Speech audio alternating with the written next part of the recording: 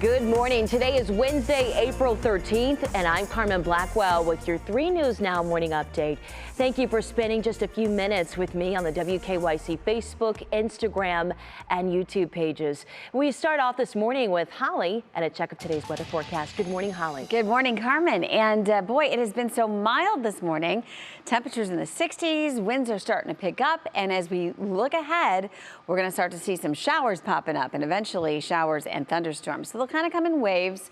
It won't be a complete soaker of a day, but even into later this afternoon, this evening, there will be that potential. And then as the front moves through is when we see that line of stronger storms. That'll happen around midnight into 1 a.m. And after that, we cool things down again. A leftover shower very early tomorrow. But notice as we're kicking off your Thursday, temperatures will be in the 40s as skies start to clear out again.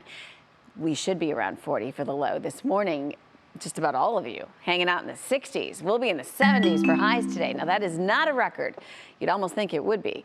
Record highs today in the 80s, but we're going to feel pretty awesome with those numbers. It will get windy, and as I said, tracking scattered showers and storms. Looking ahead to tomorrow and our home opener will be around 60 degrees, definitely feeling more seasonal.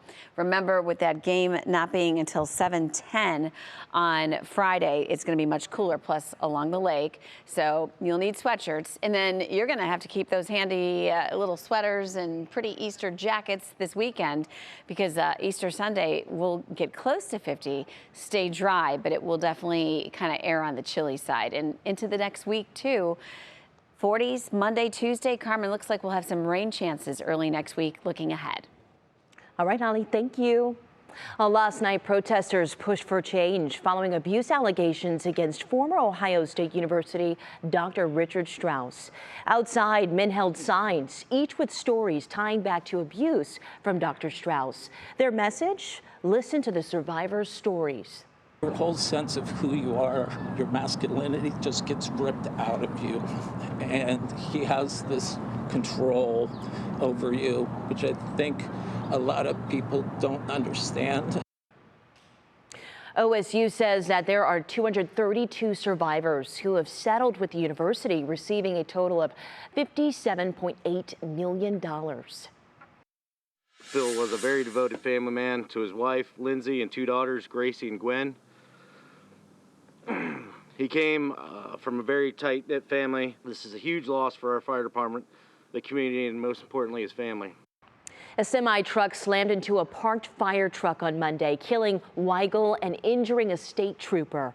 The driver of the semi is cooperating with authorities in the investigation, but the trooper injured is expected to make a full recovery. Some good news there. Funeral services for Weigel have not yet been announced. Cleveland police are investigating after a man was found shot to death inside of a car. This happened last night outside Metro Health Medical Center on Metro Health Drive near Scranton Road. Police think it may have been a shootout between 2 cars, but no word yet on a potential suspect or motive. The city of Hudson has appointed a new mayor. Last night, the Hudson City Council appointed Jeffrey Anzavino to replace Craig Schubert. Now, Schubert resigned in February after making remarks that ice fishing could lead to prostitution.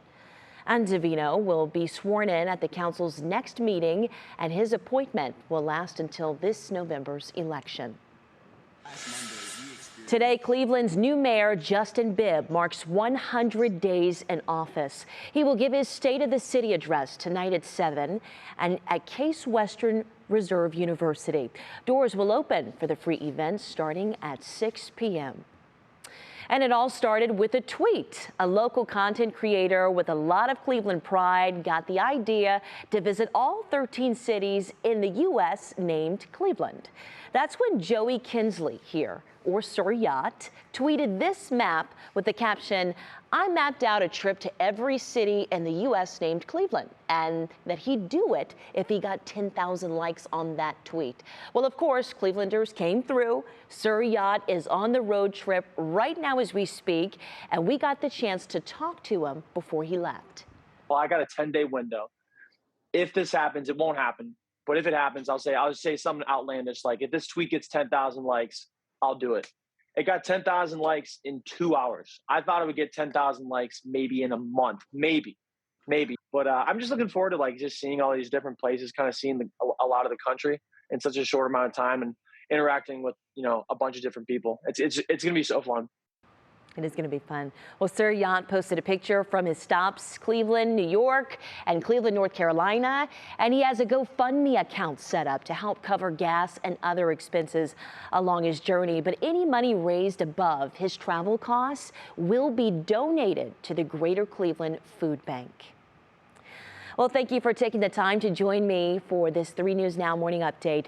Our digital team will continue to bring you the stories making headlines around Northeast Ohio and the world. Make sure that you continue to check our social media pages and WKYC.com throughout your day. I'm Carmen Blackwell, and I'll see you tomorrow morning on Go starting at 4:30. Have a great day.